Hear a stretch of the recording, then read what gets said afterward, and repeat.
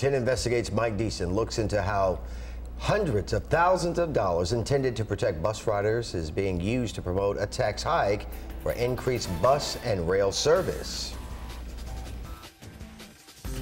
Philip lives at the beach and works downtown. You're watching a Pinellas Suncoast Transit Authority feel-good ad that you are paying for as part of a $500,000 Homeland Security grant to PSTA.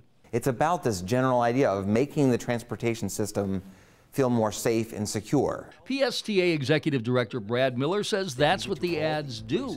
But PSTA internal documents and the Homeland Security website say the grant is one that encourages transit patrons to alert authorities if they see anything suspicious.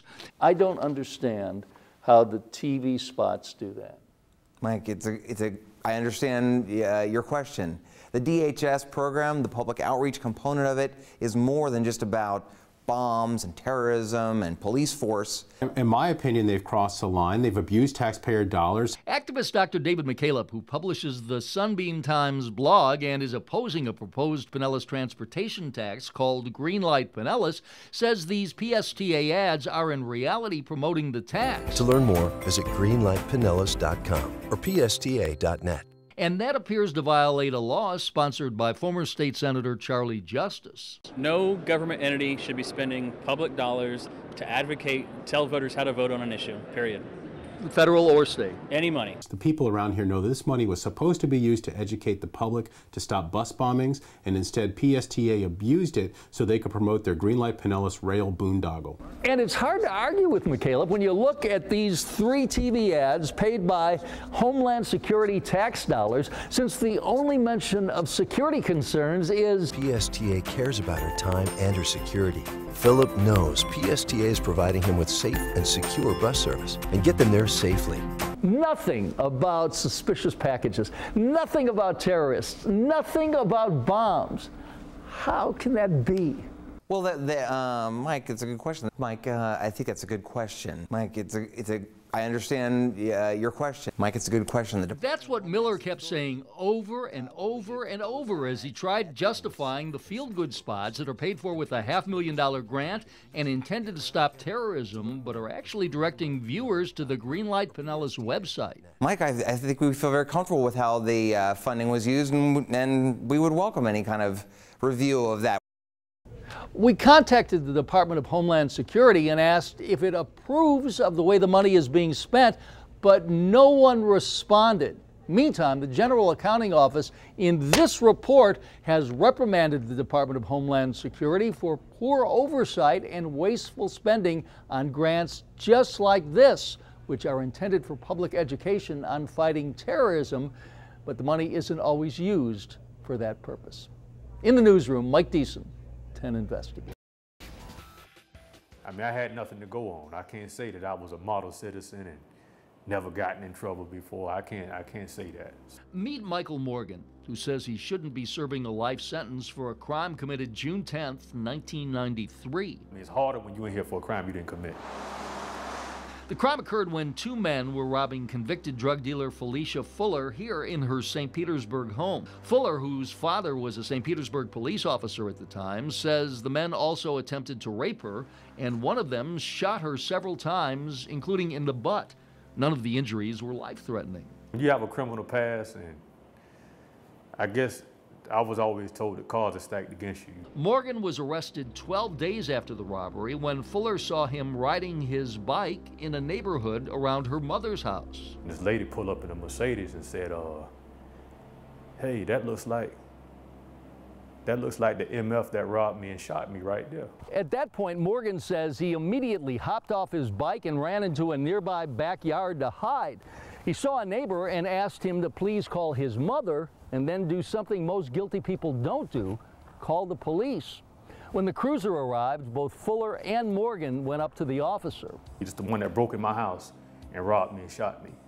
And I'm like, no, you got the wrong dude. While those words are often echoed by prisoners, in Morgan's case, he has many supporters, including Keith Bentley. I don't believe he was guilty. But that's not what Bentley believed 18 years ago as he was serving on the jury that convicted Morgan. And he's in prison because of a decision that I was a party to. That is hard to bear. Bentley says the jury never knew that Felicia Fuller was brought to court to testify against Morgan from the Florida State Prison where she was serving a sentence for drug dealing. We weren't given the facts. We weren't given all that information. The jury also didn't know Morgan had not matched the initial description Fuller gave to police. And since there was no DNA or physical evidence of any kind, the jury voted guilty only because of Fuller's testimony that Morgan was the man. We had a broken puzzle. So broken that Morgan went to trial on these charges 2 times before the conviction. The first trial resulted in a hung jury. The second was overturned because the prosecutor didn't play by the rules. And Morgan had an alibi, but the jury never knew that either. I was never called. It's hard to believe. It is hard to believe. Melody Walker was Morgan's girlfriend at the time and says Morgan called his mother from her house. Mom, I'm here at Melody's house. I'm gonna be here for most of the night. I could hear her baby in the background crying, and I said, okay. And at that time we had call ID, so I knew he was calling from there. While Melody Walker wasn't called to testify, this woman, Marva Davis, who drove the getaway car that night, did take the stand and was asked if either of the men she drove away from the crime scene were in the courtroom. Davis replied, No, I don't see him in the courtroom. From the co-defendant? The other man convicted of the robbery, Gerald Wright, wrote 2 detailed letters to Morgan's mother, Vel Thompson. Michael didn't have anything to do with this. I didn't even know Michael. I didn't know your son. He just got caught up in something that he had nothing to do with. In this interview, Wright told St. Pete Police Detective Ron Nudwang the same thing. In this deposition, Detective Mike Salona testified. Wright said he didn't know Michael. And in this sworn statement, Wright testifies under oath that Morgan wasn't involved. Because the only evidence that you had was the victim saying that he did it. There's no DNA, there's no fingerprints, there's no hair fibers, nothing. And the co-defendant didn't know my son. But then, out of the blue, the co-defendant, Wright, recanted. Now, Michael had an opportunity to plead out in this case, and he said no. He said, these charges are horrendous. I don't want my child or children to grow up thinking that I'm some type of sexual pervert. I said, man, I'm going to trial. Tell me why. If I did this, yeah, I'm gonna take the deal and run. But no, I'm not gonna do that. If I have to sit here and die in prison, that's just so be it. It's important to note if Michael Morgan took the plea deal, he would not have been sentenced to any more time than he was already facing for the armed robbery, and actually would have been out years ago. Meantime, Pinellas Commissioner Norm Roach, who has met with Morgan twice in prison, says he wants to take the case to the governor. However, Pinellas State Attorney Bernie McCabe says Morgan was convicted by a jury of his peers, and his office has no interest in reopening the case. Mike Deason, 10 Investigates. And it's awful looking when you go through there. Renee Langfritz is all too familiar with the problems at the Budget Inn and the nearby Hilltop Motel in Clearwater, which together have brought out police almost 900 times in just the past 18 months. 534 City, you can attach me that call. And while many of the calls are reports of drug deals or prostitution, Langfritz says the criminal element at the motels can be much more dangerous. Someone who lived in one of those hotels with an extensive criminal record decided they just were having a bad day and they wanted to know what it was like to kill somebody. And it just happened to be our son. We have charged a Michael King for first-degree murder. King confessed to Clearwater police, who also confirmed that he was living at the Hilltop Motel when they say he murdered Langfritz's son, Jason Paul. Just stabbed him and left him there to die. Bad people live in the area? Yeah. In October, when we questioned the motel managers, they said they can't keep track of their clients, and despite the constant police calls, they're doing nothing wrong. They say that there are drug deals and prostitutes that come here. Do you rent to them? No. You don't? No. So how come so many drug dealers and prostitutes are arrested around here? Well, people coming and going. And while those who run the motels won't take responsibility for the crime on and around their property, Hey, what's going on, partner? Langfritz maintains the city is not living up to its responsibility to clean up the property. You shouldn't be on the property. Never any talk of cleaning up the riffraff in those hotels.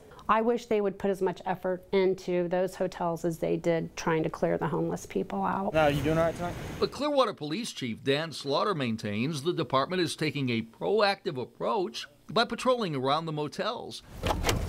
We're going to continue to stay the course. We'll continually evaluate it against the state's nuisance statute and see if we can get some relief at some point. But for the mother who lost her 22-year-old son and the accused murderer was living at one of the motels, there's no relief. Some months I can drive by there and it doesn't bother me, and other months I just have to pull off the side of the road because I can't see through the tears. King is in custody awaiting trial. Meantime, the Clearwater attorney and city council have the power to declare the motel a nuisance. And our next step is to go to the mayor and city council and see what they're going to do. In the newsroom, Mike Deason, 10 Investigates. A serious and potentially dangerous situations for drivers on the roads and riders of local public buses. Now, 10 Investigates uncovered 1/3 of the buses run by the Pinellas Transit Authority, PSTA, were overdue for preventive maintenance. And when investigator Mike Deason started digging deeper, PSTA directors tried covering up the problem. The wheels on the bus go round and round, but for a few PSTA buses, the wheels are falling off. Yeah, I'm concerned. Definitely concerned. 10 Investigates discovered in the past 4 months, PSTA reported tires falling off 2 buses while en route. In April, one PSTA bus driver reported hearing rubber or plastic hitting something, and then a passenger reported seeing smoke and said, "I heard a loud noise and the tire left the bus."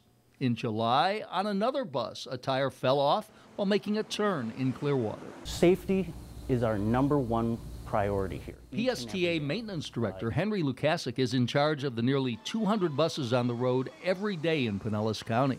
We went back, we immediately looked into every single bus, all of our 200 buses within 1 hour of... Of number 1 or number 2? Both times, both times. So if you did it after number 1, how did number 2 happen? 2 separate instances. But perhaps these instances could have been prevented.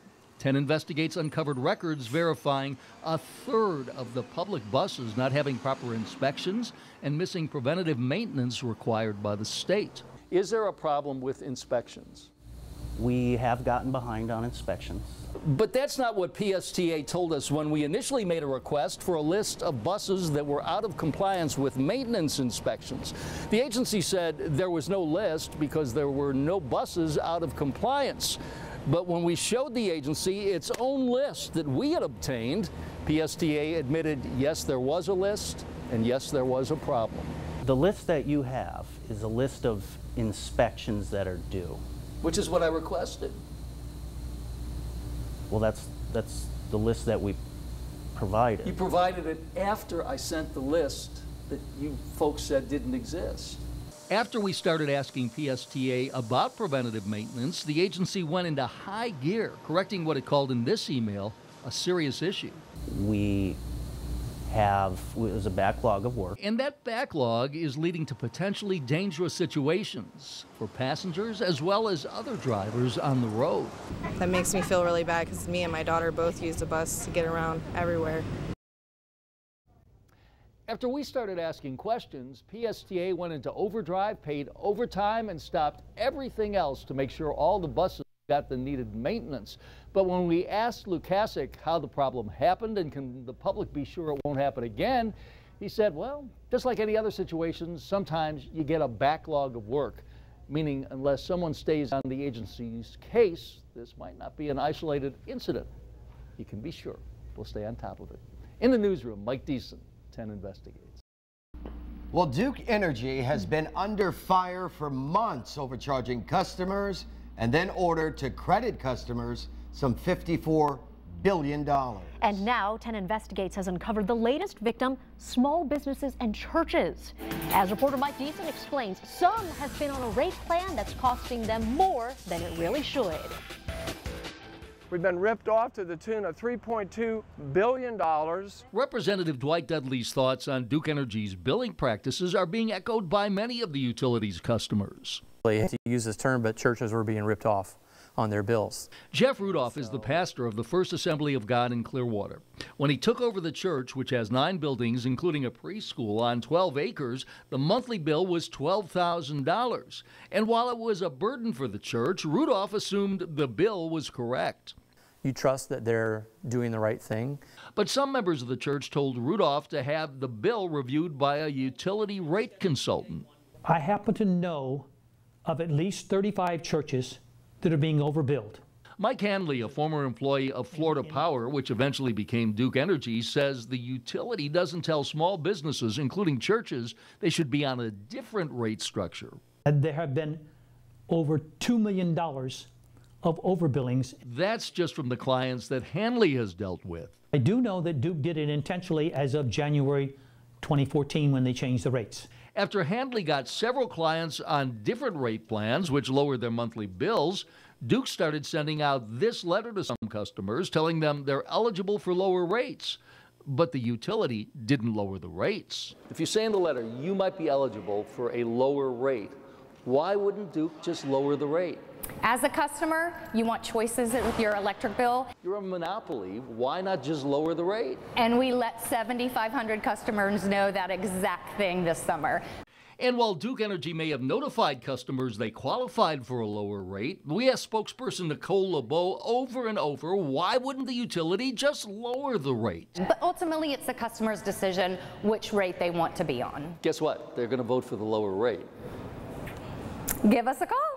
It's very irritating. Tara Brown is a property manager for a company with more than 400 commercial units and says the rate structure is so complex, no one would realize they're being overbilled by Duke. Unless you're going to be proactive and go on and search and find out there's different rates and figure it out for yourself, you'll have no way of knowing. And the savings can be huge. For example, the monthly bill at Pastor Rudolph's church went from $12,000 to less than $3,000 a month. The truth is, we were out thousands of dollars because of their billing practices. Meantime, rate consultants say other power companies have not had the same problems as Duke. Those problems appear to stem from a dramatic change in rates at Duke since January. And while other utilities also require the customer to call in for a rate change, they also have built-in systems that flag a customer's account if it appears there's a change in power usage and the customer could benefit from a new rate. In the newsroom, Mike Deason, 10 Investigate.